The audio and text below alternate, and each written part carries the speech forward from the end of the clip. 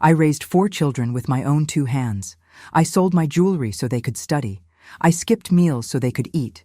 And one by one, every single one of them left for Dubai, chasing the life I always told them they deserved. I told myself I would be fine. I told myself this is what every mother wants, for her children to fly higher than she ever could. But nobody warned me what an empty house sounds like at 5 in the morning, when there is no one left to wake up for. Nobody warned me about the phone calls that get shorter every year, or the grandchildren who only know my face as a small square on a screen, asking their mother if I am even real. This is not a story about Dubai. This is a story about what happens to the woman left behind in a quiet house in India while her children build lives thousands of kilometers away. And by the end, you will understand exactly what I lost the night I finally understood it myself. My name is Pushpa Singh. I am 55 years old.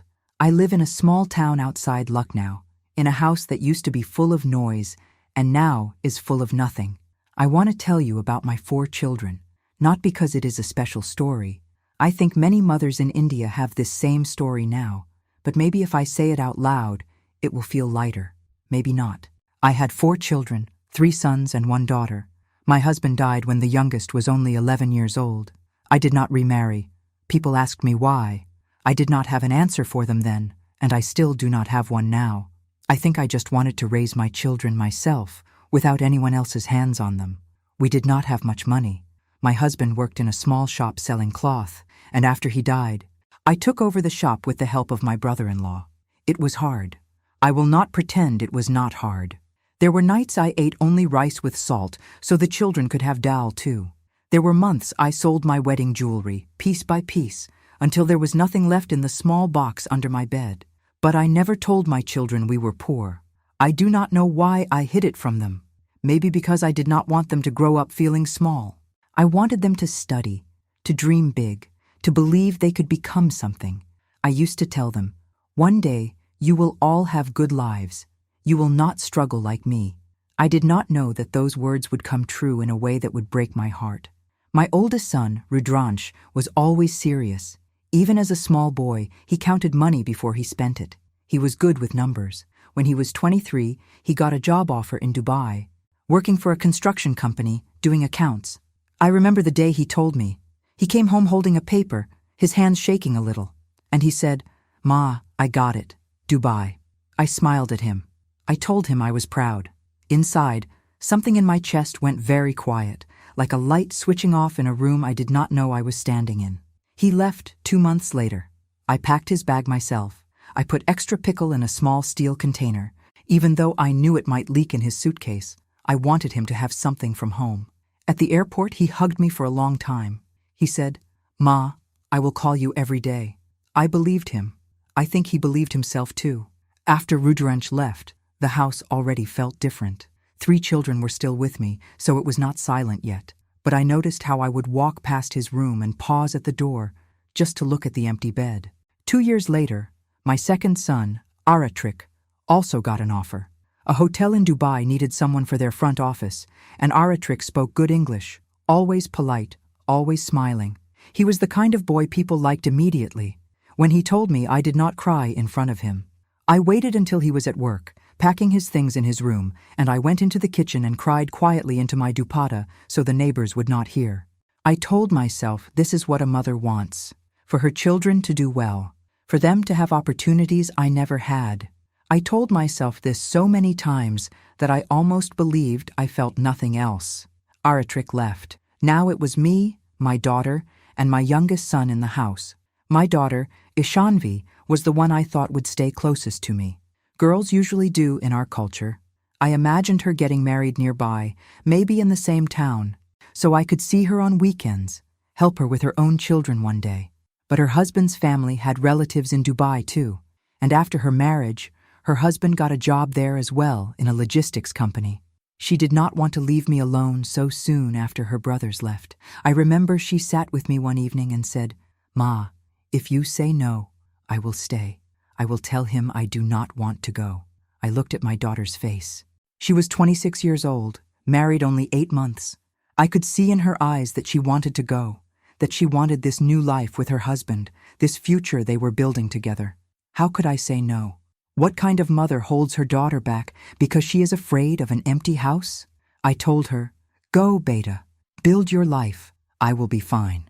I do not know if I lied to her or if I lied to myself. She left 6 months later. By then, it was just me and my youngest son, Devanik. He was 18, still studying, and I told myself, at least I have a few more years with this one. At least the house will not be completely silent. Devanik was different from his brothers. He was quiet. He liked to sit with me in the evenings while I cooked and tell me about his day, even small things, like what his friends said in class or what he ate for lunch. I held on to those evenings like a person holds on to warm water in cold weather, but I think I always knew, somewhere in my heart, that he would go too, not because he wanted to leave me, but because there was nothing here for him. No good jobs, no good future, nothing that could give him what his brothers and sister already had in Dubai. He finished his studies. He tried for 2 years to find work here, in India. He worked small jobs, in a mobile phone shop, in a printing press, jobs that paid very little and asked for very long hours. I watched him come home tired every night, and slowly I understood what was coming. One evening, he sat across from me with tea in his hands, not drinking it, just holding it, and he said, "Ma, Rudransh Bhaiya found me something. In Dubai. Warehouse work. Good salary." I did not say anything for a long moment. I just looked at my youngest son's face, the same face I used to wash with my own hands when he was small, the same face that used to sleep next to me when his father died and he was too scared to sleep alone.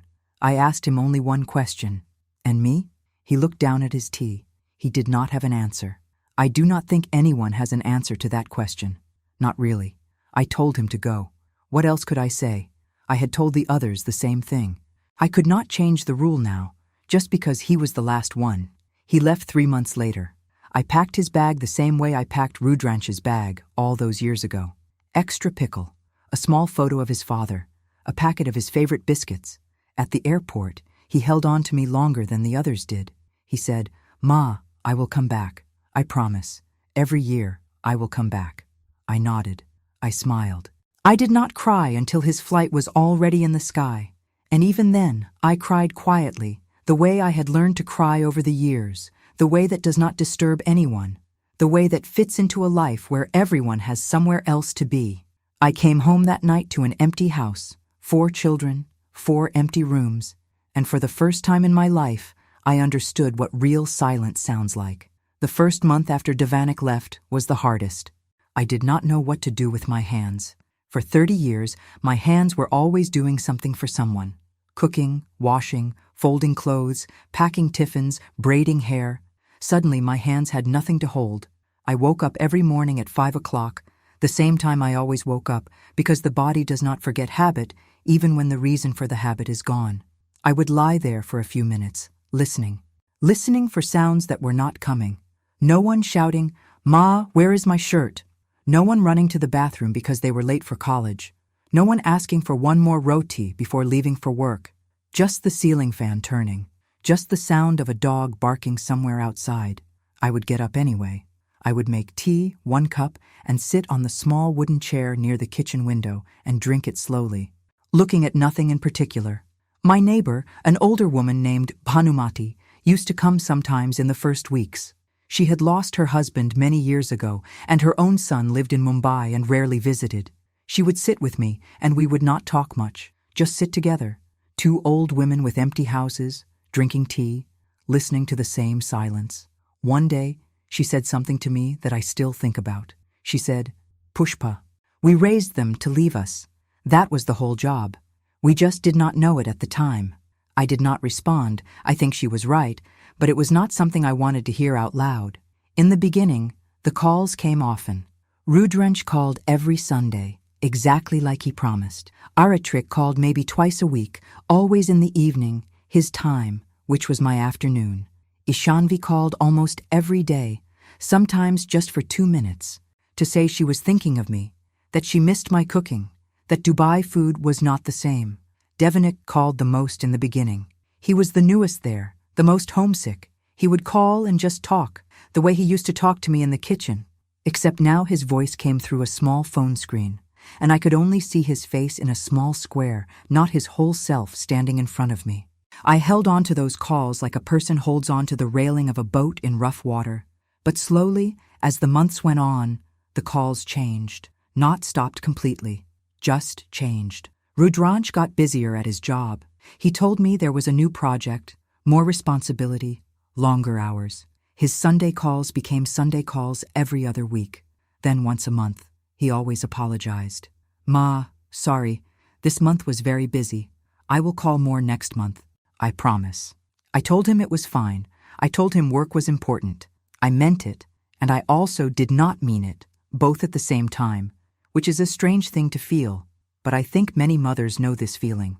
Aritrik got married to a girl he met in Dubai, also from India, working in a different hotel. I was happy for him, truly happy, but I was not there for the small ceremony they had. It was difficult and expensive for me to travel, and they said it would be easier to just do a small registration and have a proper function later when everyone could come together. The later never came, not in the way it was supposed to. After his marriage, Aritrik's calls became shorter. His wife was kind on the phone, always polite to me, always asking about my health, but I could feel something shifting, the way you can feel a chair shifting under you before it actually falls. His attention had a new center now, and that center was not me anymore. It should not have been me anymore. I knew this. Knowing something and feeling it easily are two very different things. Ishanvi had her first child 2 years after moving to Dubai, a daughter. I saw her granddaughter for the first time on a video call, a small face, red and crying, and I cried too, sitting alone in my house, looking at a screen, unable to hold this child, who was my own blood. I asked Ishanvi when I could come visit, when I could hold my granddaughter in my arms instead of through a phone screen. She said, "Soon, Ma. Once things settle down. The visa process for parents takes time, and money is tight right now with the baby." I understood. I did. New parents have new costs, new pressures, new exhaustion that swallows up time and energy for anything beyond the next day. But understanding something does not make it hurt less. I think that is one of the cruelest tricks of being a mother. You understand everything, and you ache anyway. Devanik's calls slowed down too, though it took longer with him than the others. He struggled in his first year. I could hear it in his voice even when he tried to hide it. The warehouse work was hard on his body. The heat was something he was not used to. And he was lonely in a way I think surprised even him. I would tell him to come home if it was too much, and he would say, "No, Ma, I cannot. I just got here. I have not even paid back the loan for my ticket and visa yet." There was a loan. I did not know about it until then. To get the job, to get the visa, to get the ticket, he had borrowed money from a relative, and now most of his salary went toward paying it back. I had imagined Dubai as a place where my children would finally have an easy life. I did not know how much it cost them just to get there, and how long it would take before that life felt easy at all. A year passed, then 2 years. I learned to live with the silence in a different way than I had at first. Not because the silence became smaller, but because I built a small life around it. I started helping at the local temple in the mornings, preparing food for the prasad. I started sitting with Banamati more often, the two of us watching the same old serials on television, commenting on the same characters, like we had known them our whole lives. I kept the rooms of my children exactly as they left them. Rudransh's cricket bat still leaning in the corner, Aritrik's old college notebooks still on the shelf, Ishanvi's dressing table with her childhood bangles still inside a small box, Devanik's school bag still hanging on the hook behind his door. I told myself I kept these rooms ready for when they visited, and sometimes they did visit once a year, sometimes once every 2 years, depending on flight costs and work leave, and 100 other reasons that always made sense and never made the waiting easier. When Rudransh came the first time, after 2 years away, I almost did not recognize him at the airport. He had grown a beard. He had gained some weight from sitting at a desk all day instead of moving around like he used to. He hugged me, and I held on to him so tightly that he laughed and said, "Ma, I am not going anywhere yet." But I knew he was. In 10 days, he would go again. I knew this even as I held him, even as I cooked his favorite food every single day of those 10 days. even as I sat awake at night just to look at him sleeping in his old room, the way I used to do when he was small. 10 days passed faster than I can explain. And then I was standing at the airport again, watching him disappear through the gate, the same gate I had watched all 4 of my children disappear through, one by one, year after year. I went home that night, and the house was quiet again. But this time, I understood something I had not understood the first time. The silence was not something that happened once and then stayed the same. It was something that returned again and again, every single time someone left, and each time it felt a little heavier than before. 5 years passed. I do not know how to explain how 5 years can feel both very long and very short at the same time. But that is how it felt. Long because every single day inside that house was the same.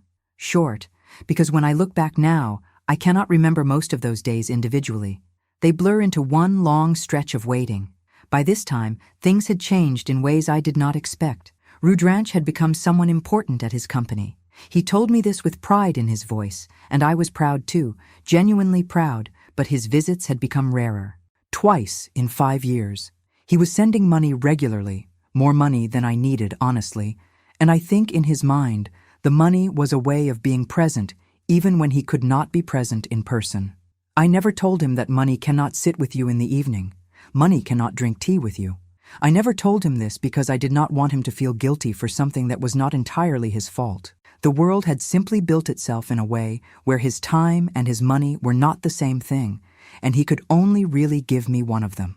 Aratrik had 2 children now, a boy and a girl. I had still not met them in person. Every video call, I would watch them grow a little more, a few centimeters taller, a few more words spoken, a few more teeth in their small mouths. I felt like a woman watching her own grandchildren grow up through a small glass window, never allowed to step through it. Aratrik did try, in his own way. He sent photos often. He called more than Rudranch did. But his life in Dubai had simply gotten fuller, and fuller lives leave less room for the people who are far away, even people you love. Ishanvi's marriage had started to struggle, though she did not tell me this directly. I found out through small things, the way mothers always find out things their children try to hide. Her voice on the phone became tired in a different way than just exhaustion from the children. Sometimes I would hear her husband's voice in the background, sharp, impatient, and she would change the subject quickly whenever I asked about him. I wanted to go to her. I wanted to sit beside my daughter and ask her directly what was wrong, the way I would have if she still lived nearby. But I was a voice on a phone screen, thousands of kilometers away, and there was nothing real I could do except listen and worry from a distance, which is its own kind of helplessness that I do not think anyone can fully understand unless they have lived it. Devanik had finally paid off his loan, around the 4th year. He told me this on a call, relief clear in his voice, like a weight had finally come off his shoulders. He said, "Ma, now I can save properly. Now I can think about bringing you here, even just for a visit." I held on to that promise the way I had held on to every promise before it, carefully, like something that might break if I gripped it too hard or hoped for it too much. But promises made from far away often meet obstacles that no one can predict. A new visa rule changed the process. Then there was a slow period at his company, and he was afraid to ask for too much leave in case it affected his position. Then there was a wedding in his wife's family. He had married a girl from a neighboring village 2 years into his time in Dubai, and that took up the savings he had been building for my visit. I am not blaming him. I want to be clear about that. I am not blaming any of them. Life simply kept happening to them, the way it happens to everyone, and each time something happened, my visit moved a little further into the future, like a horizon that keeps stepping back every time you try to walk toward it. During this time, my own health started to decline slightly. Nothing serious at first. My knees ached more than they used to. My blood pressure needed medicine. I went to the local doctor alone, sat in the waiting room alone, came home alone, and took my medicine alone, setting small reminders on my phone because there was no one there to remind me anymore. I did not tell my children about most of this. I did not want them to worry from so far away, unable to do anything except feel guilty. I learned to carry small problems by myself, only mentioning the big ones and trying to make even the big ones sound smaller than they were. There was one night, I remember it clearly, when I had a bad fever. high enough that I felt dizzy when I tried to stand. I lay in my bed, alone in that big quiet house, and for a moment I felt truly frightened. Not of dying exactly, but of dying alone, in that empty house, with no one to even notice for days. I managed to call Bhanumati. She came over with her nephew, who helped me to the clinic. They gave me medicine, told me to rest, and Bhanumati stayed with me for 2 days until the fever broke. I am grateful to her in a way that is hard to put into words. A neighbor became, in many ways, closer to me during those years than my own children could be, simply because of distance, because of an accident of geography that none of us had really chosen, but all of us had to live inside of. I did not tell my children about the fever until much later, and when I finally mentioned it, almost as a passing comment, there was a heavy silence on the call. Ishanvi's voice cracked. She said, "Ma, why did you not tell us? We would have found a way to come." I told her there was nothing to come for. It had passed. I was fine now, but inside a small part of me wondered, if it had been worse, if I had not survived that night, how many days would have passed before anyone truly knew? It was around this time that I began thinking about something I had never seriously considered before. I began thinking about what my life would look like for the next 20, maybe 30 years if things continued exactly as they were. I pictured myself growing older in this same house, alone, year after year, watching the rooms of my children stay frozen in time while my children themselves grew into entirely new lives. Lives that did not really have space for the woman who raised them, not because they stopped loving me, but because love, it turns out, is not the same as presence. You can love someone fully and still build an entire life thousands of kilometers away from them, a life with its own demands, its own children, its own exhaustion, leaving very little room for the parent who is waiting back home. I started to understand something painful, something I had not let myself fully understand until that quiet, frightening night with the fever. I had given my children everything I had, all my strength, all my sacrifice, all my hope, so that they could build good lives. And they had. Each of them, in their own way, had built a good life. But somewhere in that process, without anyone intending it, without anyone being cruel or selfish, I had been left behind, not abandoned exactly, but slowly, gently, set aside, the way you set aside something important during a busy day, telling yourself you will come back to it soon, and then simply never quite finding the time. I began to wonder if this was simply what it meant to be a mother in this new world, a world where children go wherever the opportunities are, and parents stay wherever they are needed least. I did not have an answer to that question. I am not sure anyone does. I am 55 years old now. It has been almost 8 years since Devanik, my youngest, boarded that flight to Dubai.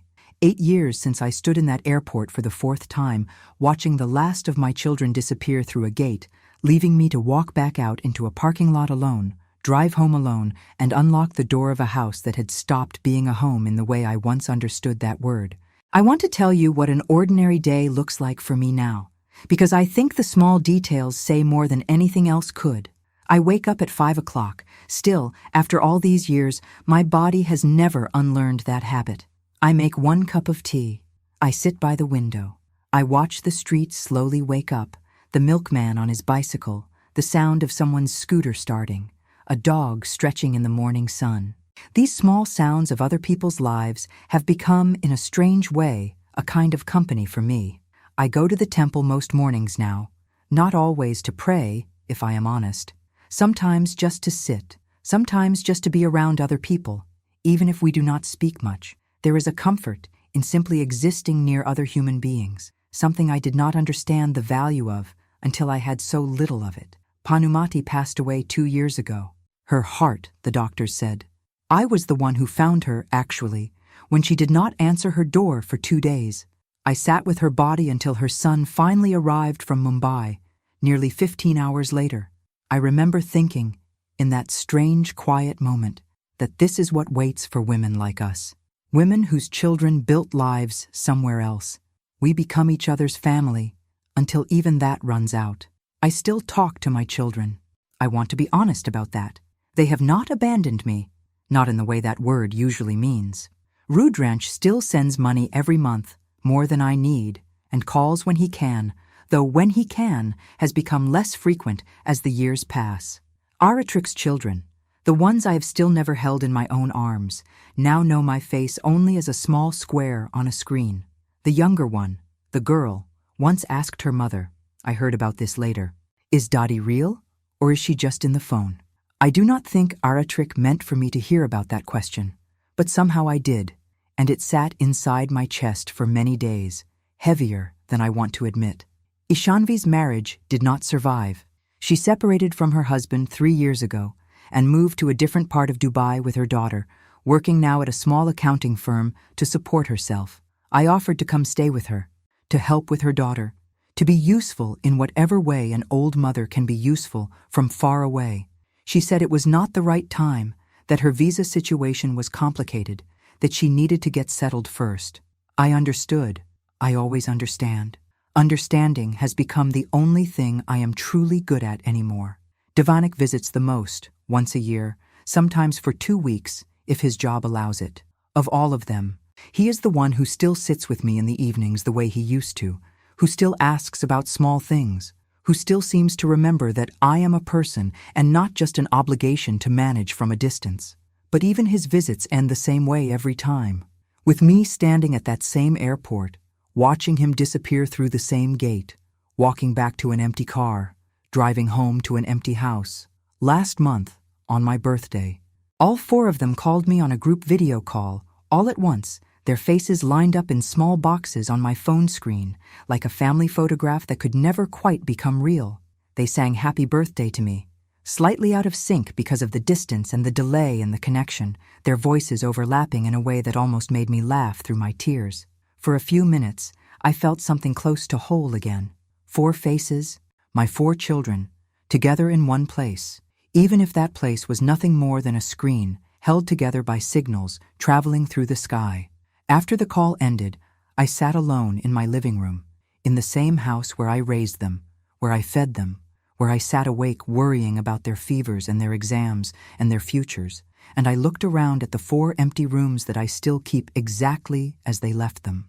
I thought about something I had not let myself think about clearly before. I thought, I did everything a mother is supposed to do. I sacrificed, I worked, I sold what little I had so they could study. I let them go when every part of me wanted to hold on, because I believed that is what love means, setting people free even when it costs you everything. And I do not regret it. I want to say that clearly. I do not regret giving my children the chance at lives better than mine. Each one of them is doing well. Each one of them has work, a home, in some cases a family of their own.